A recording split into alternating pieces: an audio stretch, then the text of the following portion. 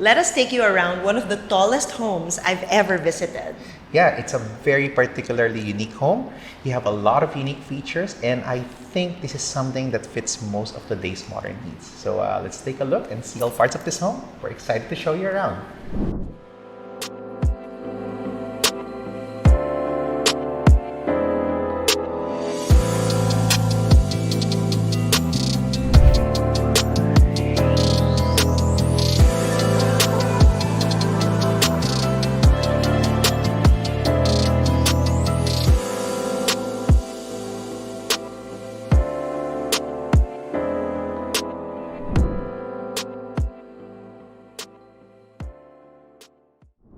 Hello and welcome to another episode of Live Here. My name is Julius de la Cruz. I'm a professional licensed real estate broker here in the Philippines. And today with me is our very special guest, a social media influencer and a content creator, my friend, Ms. Erin Cristobal. Hello everyone! I'm so happy to be here once again because, like I said before, I really want to learn more about living spaces in Metro Manila. So I'm glad that Julius is here to help me out. Yeah, and today we're going to be showing you a beautiful 3-bedroom home that sits on a lot area of 193 square meters. This beautiful property has a floor area of 390 square meters, and we can't wait to show you around.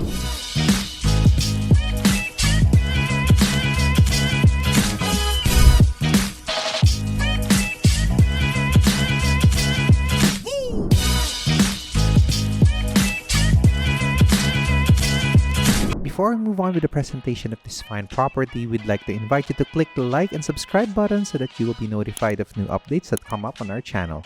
Now on to the presentation of this fine home. McKinley Hill Village is an upscale residential community seated at the township of McKinley Hill. McKinley Hill Village offers prime residential homes in an enclave of rare beauty. It is strategically located near key business districts such as Bonifacio Global City, Makati City, and the Ortigas Business District. Some of the commercial and educational establishments that you will find within Bonifacio Global City include Burger Circle, the Mine Museum, Bonifacio High Street Central, SM Aura, and so much more.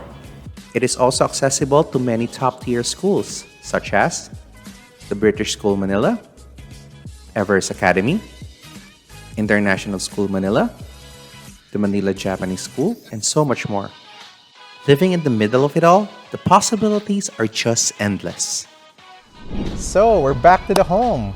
And what did you notice different about this house? You know what? I visited a lot of homes before in nice villages, but this is the first time I've seen a home that is this high. How many stories is this? I think this is about 4, about 4 because there's a mezzanine. 4 stories high. You don't see that in a lot of villages. So it's very interesting that they allow this here because I noticed that most of the houses have a height of that level. And there's a very good reason for that.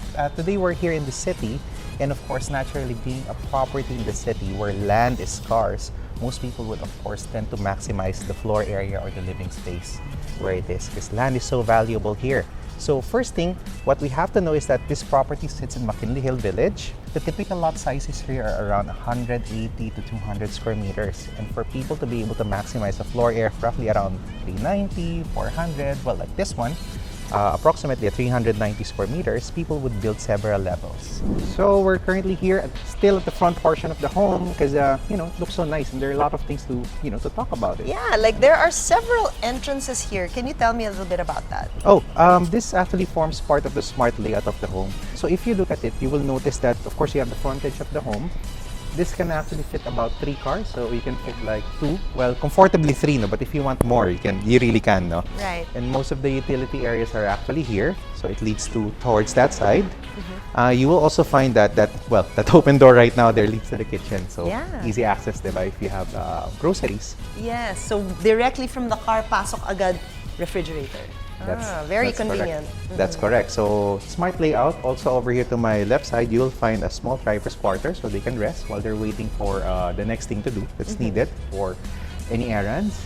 And then over there naman on that side, I like the way that they have landscaped it. It's quite nice, no? It's very neat and simple. Diba? Yeah. So you can use this to feature some outdoor furniture, enjoy the afternoon if you want. Have a grill, a cookout, di ba? Pwede yan. Absolutely. And it really accentuates the home as you enter. You have so much greens already, which you usually don't find in the city. Correct. So now we're about to enter the home, and I'm excited to show this to you. This is a very special home, and despite the lot size at 93 square meters, you'll find there's a lot of space. Ooh. Let's take a look. This door, though. Oh yeah. By the way, this is a beautiful single swivel door that's made of solid wood. So you can see the homey features of the property right from the onset. Yeah, lovely. So now as we continue the house tour, you will find, I love this part. You have a high ceiling, living and dining area. Good for tall people like me. Yeah, di ka mauntog. Hindi ako mauuntog dito. Okay to. And ganda, no? It's very bright. And it has so much space, even if it's 190. Normally, you'd think you'd have a smaller living space, but not this one. The architect of the house is actually quite good, very proficient in the use of space. And the way that they have designed this is to maximize the open views outside. What do you think about this corner side, Aaron? I love it because you can actually see the landscaping that they did. By just opening the curtains, you see, wow. And, even here, going out into the street, nice, wow. No? I like it.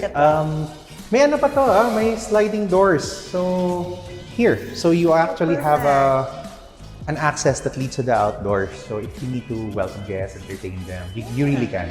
Ayun na nga, from grill, diretso possible to eat here, diba? Yes. Pwede. Yes. Ganun siya. So it's something that you can really use to entertain your guests. Or just simply enjoy your, your private Your big time. family. Oh, yun. Exactly that. I also love the ceiling treatment. It's quite nicely done, no? What do you think? Yes. Wood again, no? It makes it parang cohesive in this home that everything is wooden. So I like what they did there. Yeah. Gives you a very warm and open feeling. Actually, this particular home is a blank canvas. You can turn it to almost anything that you need, depending on your lifestyle. You can use the walls to put up a nice painting, a nice sculpture on this side to welcome your guests. It really depends on you. Yeah. So, Julius, gutom na ako. I think we should head to the place where food is made. Yeah. So after seeing the dining area, we're now headed to see the kitchen, and I'll show you around. Let's go. So this is quite well done as well. So you'll find you have a center table.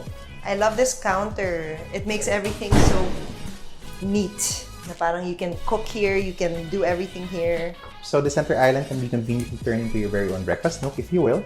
It's quite nice. Also, of course, you have additional storage here. I also like the fact that it has windows. So if you're, you have the natural ventilation. So if you're really cooking, that's the natural air out and in. Correct. We have our stove also, and a lot of space. There's so much space to put things in. This whole area, no? Correct. And the nice thing is that, as we mentioned earlier, the access points for this home, you have this door that directly leads all the way here, coming from the garage. So if you have groceries, you can directly bring them here to the kitchen. Yeah, lovely. So coming from the kitchen of the home, we are now back here at the living and dining area of the property. And it's still nice, no? Yeah, it's still very spacious. I'm very curious though, where are these doors leading? This one. Okay, you have two doors here towards your right side. You'll find one door leads directly to the carport, so it provides you an easy access going inside the home. So it's you came home and you're a bit drunk and you need to get up easily. Correct, diba? Diretso na. Di ka na ikot kasi hilo ka na eh. So, madali lang. So, this one is quite nice, and then if it's raining, you don't have to go around the front porch to just enter the home. So, it really has a smart layout. Perfect. On top of that, over there is a powder room that can be accessed by you and your guests from the ground floor of this home. So, Aaron, we're now on our way to see the second level of the home, and it's quite unique. There's a special room here, the mezzanine. Just before we go there, I just want to appreciate the double height seating nature of the living area. Ganda, no? Correct, and the windows up there add so much more light. Yeah, ang liwanag niya. Actually, in actual, when you see this in person, you'll be able to appreciate it and feel the open space that this house offers. But more than that, let's take a look at the other parts of the home now. So, shall we? Let's go. Yeah. So, of course, you have a staircase, you have these wooden and glass components. It's quite nicely done. You also have the cabinet space. Yeah, Can be- storage galore. Diba? Dami. And I like this. This is actually the family hall. Yes. This can be turned into anything that you need. This is an entertainment room, it's a TV room, it's a home theater, it's an office. It can be anything that your lifestyle would need.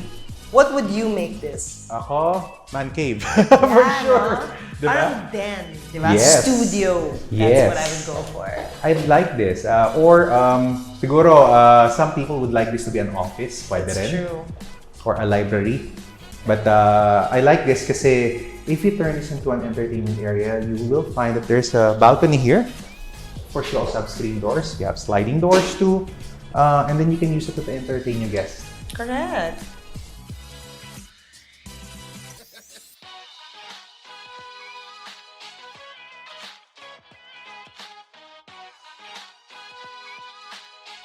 Another function, actually, alternatively, if you want to turn this into your very own guest room, you may do so because there's a toilet and bath also on this level. Oh, nice.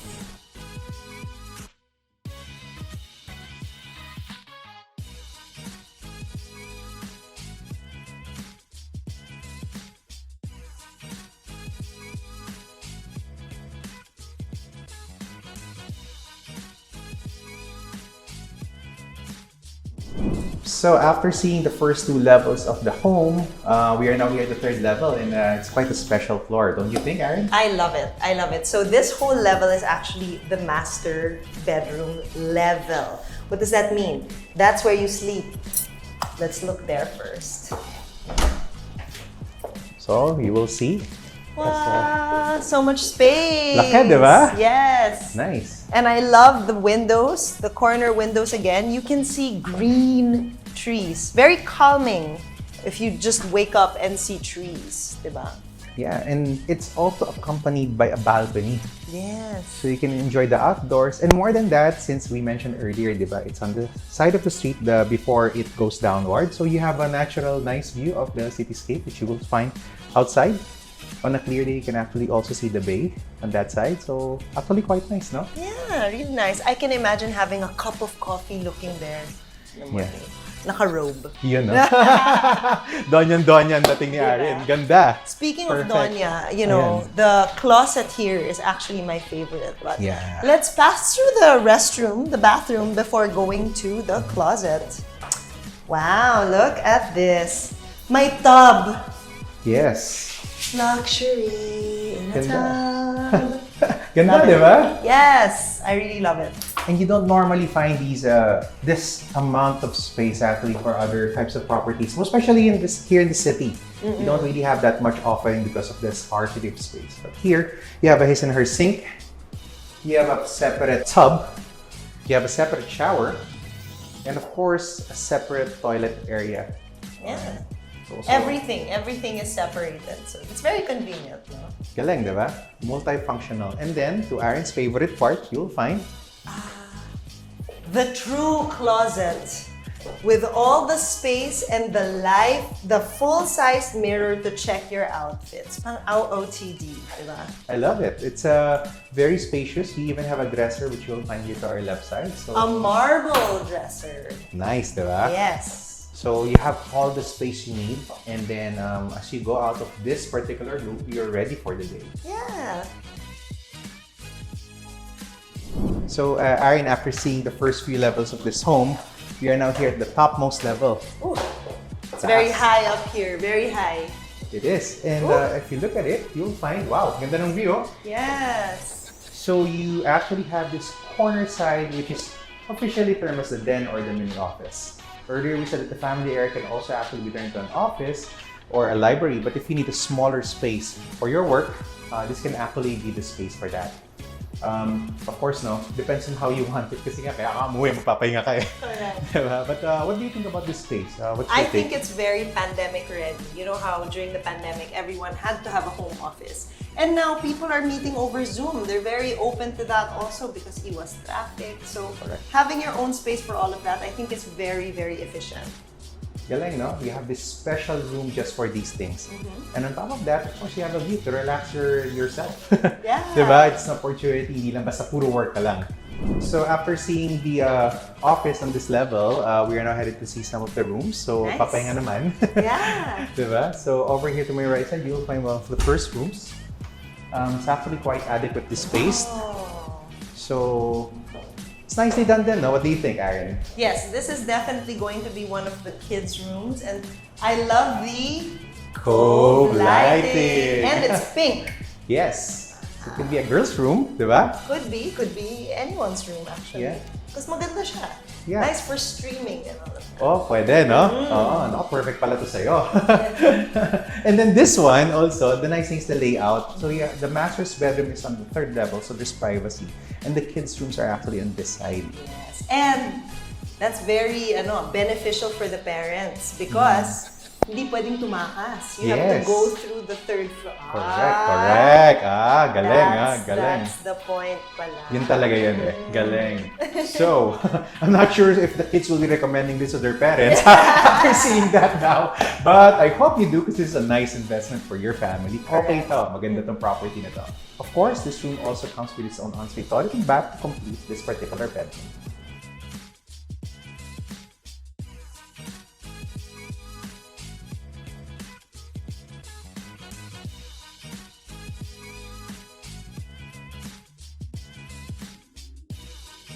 So after seeing this bedroom, we're now headed to see the other parts of the home.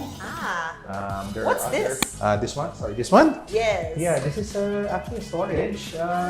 Normally in other homes, nakakalimutan to eh. But in this home, at least you do have a space where you can put those unused linens, duvets, Christmas tree, suitcase, yes. Yeah, mga ganun. So, Perfect. It's a good place to store your things. And then after that, after seeing that, we're now headed to see the last room on this level. This is the other child. Yes. So you will find this room still has a nice view. Ganda pa rin, di ba? Same. Yeah, you can you see the view pa rin, no? Yes, and it's more greens, which I like. Yeah. It's a very nice tree to look at in the morning. Oh yeah, and I almost forgot. One of the things that I like about this home is the location too. If you have kids and you're living in this location, this street where it's located, it's actually near the clubhouse, so you can maximize the amenities. Ah, amazing. And of course, it's an adequately sized room that also comes with its own ensuite toilet and bath.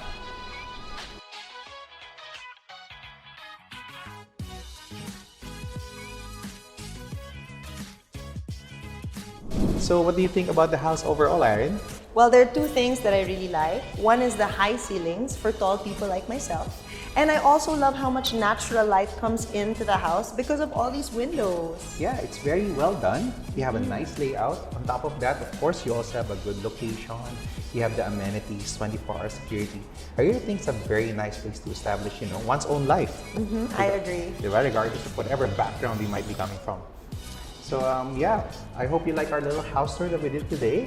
And I hope you find it a nice place for you and your family. And we do look forward to welcoming you all here.